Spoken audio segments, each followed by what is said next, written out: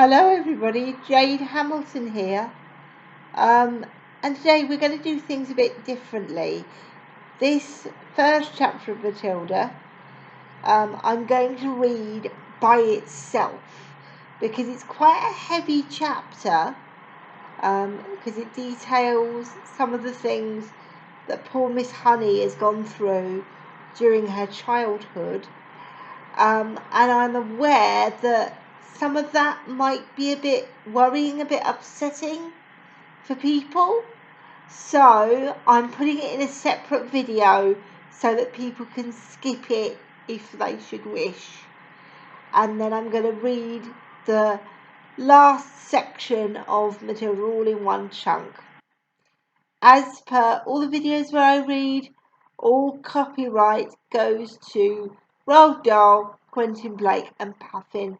I own absolutely nothing. Grab a hot drink if you've got one. Make yourself comfortable and we'll begin. Chapter 17. Miss Honey's Story. We mustn't hurry this, Miss Honey said, so let's have another cup of tea. And do eat that other slice of bread. You must be hungry. Matilda took the second slice and started eating it slowly. The margarine wasn't at all bad. She doubted whether she could have told the difference if she hadn't known. Miss Honey, she said suddenly, do they pay you very badly at our school? Miss Honey looked up sharply. Not too badly, she said. I get about the same as the others. But it still must be very little if you're so dreadfully poor. Matilda said, do all the teachers live like this, with no furniture and no kitchen stove and no bathroom?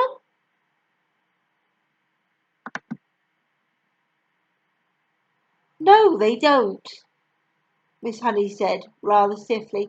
I just happen to be the exception. I expect you just happen to like living in a very simple way, said Matilda, pushing a little further. It must make house cleaning an awful lot easier, and you don't have furniture to polish or any of those silly little ornaments running around that have to be dusted every day. And I suppose if you don't have a fridge, you don't have to go out and buy all sorts of junky things like eggs and mayonnaise and ice cream to fill it up with. It must save a terrific lot on shopping. At this point, Matilda noticed that Miss Honey's face had gone all tight and peculiar looking. Her whole body had become rigid. Her shoulders were hunched up high and her lips were pressed together tight, and she sat there, gripping her mug of tea in both hands and staring down into it, as though searching for a way to answer these not quite so innocent questions. There followed a rather long and embarrassing silence. In the space of 30 seconds, the atmosphere in the room had changed completely. And now it was vibrating with awkwardness and secrets. Matilda said, I'm very sorry I asked you those questions, Miss Honey. It's not any of my business. At this point, Miss Honey seemed to rouse herself. She gave a shake of her shoulders and then very carefully she placed her mug on the tray. Why shouldn't you ask? She said. You were bound to ask in the end. You're much too bright not to have wondered. Perhaps I even wanted you to ask. Maybe that's why I invited you here after all. As a matter of fact, you're the first visitor to come to the cottage since I moved in 2 years ago. Matilda said nothing. She could feel the tension growing and growing in the room. You are so much wiser than your years, my dear, Miss Honey went on, that it quite staggers me. Although you look like a child, you are not really a child because your mind and your powers of reasoning seem to be fully grown up. So I suppose we might call you a grown-up child, if you see what I mean." Matilda did not say anything. She was waiting for what is coming next. "Up to now," Miss Honey went on, "I have found it impossible to talk to anyone about my problems. I couldn't face the embarrassment, and anyway I lacked the courage. Any courage I had was locked out of me when I was young. But now, all of a sudden, I have a sort of desperate wish to tell everything to somebody. And I know you were only a tiny little girl, but there is some kind of magic in you somewhere. I've seen it with my own eyes." Matilda became very alert. The voice she was hearing was surely crying out for help. It must be. It had to be. Then the voice spoke again. "Have some more tea," it said. "I think there's still a drop left." Matilda nodded. Miss Honey poured tea into both mugs and added milk. Again she kept her own mug in both hands and sat there sipping. There was a long silence before she said, "May I tell you a story?" "Of course," Matilda said. "I am 23 years old," Miss Honey said, "and when I was born, my father was a doctor in this village. We had a nice old house, quite large, red brick. It's tucked away in the woods behind the hills. I don't think you know it." "I don't think you'd know it." Matilda kept silent. "I was born there," Miss Honey said, "and then came the first tragedy. My mother died when I was 2. My father, a busy doctor, had to have someone to run the house and look after me. So he invited my mother's unmarried sister, my aunt, to come and live with us. She agreed and she came." Matilda was listening intently. "How old was the aunt when she moved in?" she asked. "Not very old," Miss Honey said. "I should say about 30. But I hated her right from the start. I missed my mother terribly, and the aunt was not a kind person. My father didn't know that because he was hardly ever around. But when he did put in an appearance, the aunt behaved differently." Miss Honey paused and sipped her tea. "I can't think why I'm telling you all this," she said, embarrassed. "Go on," Matilda said, "please." "Well," Miss Honey said, "then came the second tragedy. When I was 5, my father died very suddenly. One day he was there, and the next day he was gone. And so I was left to live alone with my aunt. She became my legal guardian. She had all the powers of a parent over me, and in some way or another she became the actual owner of the house." "How did your father die?" Matilda asked. "It's interesting you should ask that," Miss Honey said. "I myself was too young to question it at the time, but I found out later there was a good deal of mystery surrounding his death." "Don't they know how he died?" Matilda asked. "Well, not exactly," Miss Honey said, hesitating. "You see, no one could believe that he would ever have done it. He was such a sane and he was such a very sensible man." "Done what?" Matilda asked. "Killed himself." Matilda was stunned. "Did he?" she gasped. "That's what it looked like," Miss Honey said, "but who knows?" She shrugged and turned away and stared out the tiny window. "I know what you're thinking," Matilda said. You're thinking that the aunt killed him and made it look as though he'd done it himself. I'm not thinking anything. Miss Honey said. Mum must never think things like that without proof. The little room became quiet. Matilda noticed the hands clasping the mug.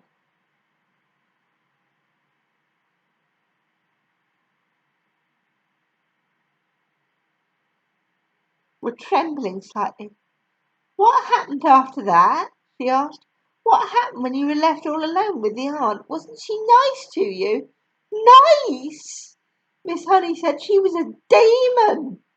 As soon as my father was out of the way, she became a holy terror. My life was a nightmare. What did she do to you? Matilda asked. I don't want to talk about it, Miss Honey said. It's too horrible. But in the end, I became so frightened of her that I used to start shaking when she came into the room. You must understand, I was never a strong character like you. I was shy. I was always shy and retiring. Didn't you have any other relations? Matilda asked. Any uncles or aunts or grannies who'd come and see you? None that I knew about. Miss Honey said they were all either dead or they'd gone to Australia. And that's still the way it is now, I'm afraid. So you grew up in that house alone with your aunt, Matilda said. But you must have gone to school. Of course, Miss Honey said. I went to the same school you're going to now, but I lived at home. Miss Honey paused and stared down at her empty tea mug. I think what I'm trying to explain to you, she said, is that over the years I became so completely cowed and dominated by this monster of an aunt that when she gave an order, no matter what it was, I obeyed it instantly. That can happen, you know. And by the time I was 10, I had become a slave. I did all the housework. I made her bed. I washed and ironed for her. I did all the cooking. I learned how to do everything.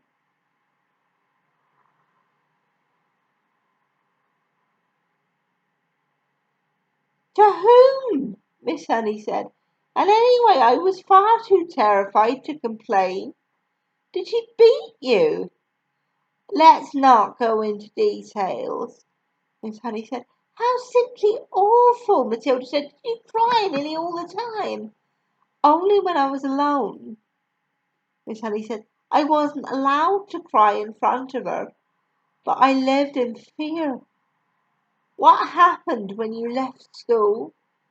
Matilda asked. I was a bright pupil, Miss Honey said. I could easily have got into university, but there was no question of that.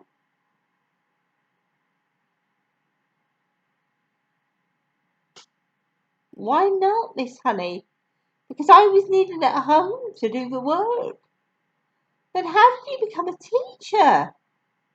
Matilda asked. There's a teacher's training college in Reading, Miss Honey said. That's only 40 minutes bus ride away from here. I was allowed to go there on condition I came straight home again every afternoon to do the washing and ironing and to clean the house and cook the supper. How old were you then? How old were you then? Matilda asked. When I went into teacher's training, I was 18, Miss Honey said. You could have just packed up and walked. You could have just packed up and walked away, Matilda said. Not till I got a job, Miss Honey said. And don't forget, I was by then dominated by my aunt to such an extent I wouldn't have dared. You can't imagine what it's like to be completely controlled like that by a very strong personality. It turns you to jelly. That's it. So that's it. That's the story of my life. Now I've talked enough. Please don't stop, Matilda said. You haven't finished yet. How did you manage to get away from her in the end and come and live in this funny little house? Ah, that was something, Miss Honey said. I was proud of that. Tell me, Matilda said. Well, Miss Honey said, when I got my teacher's job, the aunt told me I owed her a lot of money. I asked her why. She said, because I'd been feeding you for all these years and buying your shoes and your clothes. She told me it added up to thousands and I had to pay her back by giving her my salary for the next 10 years. I'll give you £1 a week pocket money, she said, but that's all you're going to get. She even arranged with the school authorities to have my salary paid directly into her own bank. She made me sign the paper. You shouldn't have done that, Matilda said. Your salary was your chance of freedom. I know, Miss Honey said, but by then I'd been serving her nearly all my life, and I hadn't the courage or the guts to say no. I was still petrified of her. She could still hurt me badly. So how did you manage to escape? Matilda asked. Ah, Miss Honey said, smiling for the first time. That was 2 years ago. It was my greatest triumph. Please tell me, Matilda said. I used to get up very early and go for walks while my aunt was still asleep. And one day I came across this tiny cottage. It was empty. I found out who owned it. It was a farmer. I went to see him. Farmers also get up very early. He was milking his cows. I asked him if I could rent his cottage. You can't live there, he cried. It's got no conveniences, no running water, no nothing. I want to live there, I said. I'm a romantic. I've fallen in love with it. Please rent it to me. I don't know why, he said, but if you insist, you're welcome to it. The rent will be 10p a week. Here's 1 month's rent in advance, I said, giving him 40p, and thank you so much. How super! Matilda cried. So suddenly you had a house all of your own. But how did you pluck up the courage to tell the aunt? That was tough, Miss Honey said, but I steeled myself to do it. One night, after I cooked her supper, I went upstairs and packed the few things I possessed in a cardboard box and came downstairs and announced I was leaving. I rented a house, I said. My aunt exploded. Rented a house? She shouted. How can you rent a house when you have only £1 a week in the world? I've done it, I said. And how are you going to go buy food for yourself? I'll manage, I mumbled, and rushed out of the front door. Oh, well done you, Matilda cried. So you were free at last. I was free at last. Miss Honey said, I can't tell you how wonderful it was. But you really managed to live here on £1 a week for 2 years? Matilda asked. I most certainly have, Miss Honey said.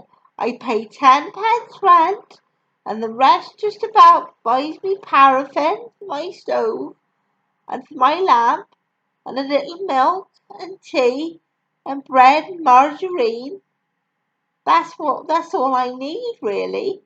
As I told you, I have a jolly good tuck-in at the school lunch. Matilda stared at her. What a marvellously brave thing Miss Honey had done. Suddenly she was a hero in Matilda's eyes. Isn't it awfully cold in the winter? She asked. I've got my little paraffin stove, Miss Honey said. You'll be surprised how snug I can make it in here. Do you have a bed, Miss Honey? Well, not exactly, Miss Honey said, smiling again. But they say it's very healthy to sleep on a hard surface. All at once, Matilda was able to see the whole situation with absolute clarity. There was no way she could go on existing like this indefinitely. You'd be a lot better off, Miss Honey, she said, if you gave up your job and drew unemployment money. I'd never do that, Miss Honey said. I love teaching. This awful aunt, Matilda said.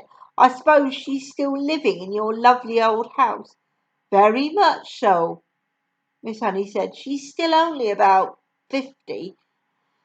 She'll be around for a long time yet. And do you think your father really meant her to own the house forever? I'm quite sure he didn't, Miss Honey said. Parents will often give a guardian the right to occupy a house for a certain length of time, but it's nearly always left in trust for the child. It then becomes the child's property when they grow up. Then surely it's your house, Matilda said. My father's will was never found, Miss Honey said. It looks as though somebody destroyed it. No prizes for guessing who, Matilda said. No prizes, Miss Honey said.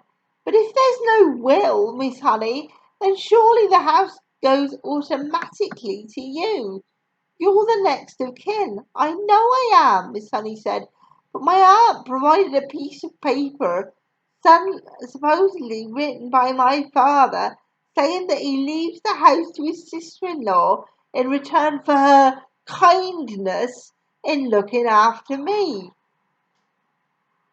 I am certain it's a forgery, but no one can prove it. Couldn't you try? Matilda said. Couldn't you hire a good lawyer and make a fight of it? I don't have the money to do that, Miss Honey said. But you must remember this aunt of mine is a much respected figure in the community. She has a lot of influence. Who is she? Matilda asked. Miss Honey hesitated for a moment. Then she said softly, Miss Trunchbull. Chapter 18. No. I said I was going to stop after this chapter and then do a separate video, didn't I? So that's it for now.